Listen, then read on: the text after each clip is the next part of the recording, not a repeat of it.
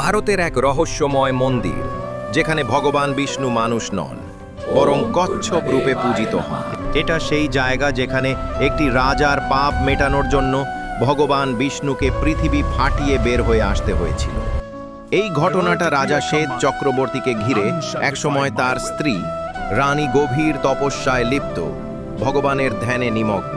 কিন্তু রাজা নিজের কামনায় অন্ধ হয়ে সেই তপস্যা ভঙ্গ করতে এগিয়ে যায়। হঠাৎই প্রকৃতি রুদ্র রূপ নেয়, নদী হয়ে ওঠে ভয়ঙ্কর, এক বিশাল ঢেউ রাজাকে ছুঁড়ে ফেলে। শরীর ভরে যায় ক্ষত আর যন্ত্রণায়। নিজের ভুল বুঝে রাজা শুরু করে কঠোর তপস্যা। তার অনুতাপে সাড়া দিয়ে ভগবান বিষ্ণু কচ্ছপ রূপে আবির্ভূত হন। এক আঘাতে সৃষ্টি হয় এক পবিত্র পুষ্করণ, দিব্য শক্তিতে ভরা। সেই জলে স্নান করতেই রাজা ফিরে পায় তার স্বর্ণময় দেহ, মুছে যায় সব পাপ। রাজ্যের প্রার্থনায় ভগবান সেখানেই স্বয়ংভূ কচ্ছপ রূপে অবস্থান করেন। আজও সেই মন্দিরে শত শত জীবন্ত কচ্ছপ এই অলৌকিক ঘটনার সাক্ষী। আপনি কি এই রহস্য জানতেন? কমেন্টে লিখুন। জয় কুর্মনাথ।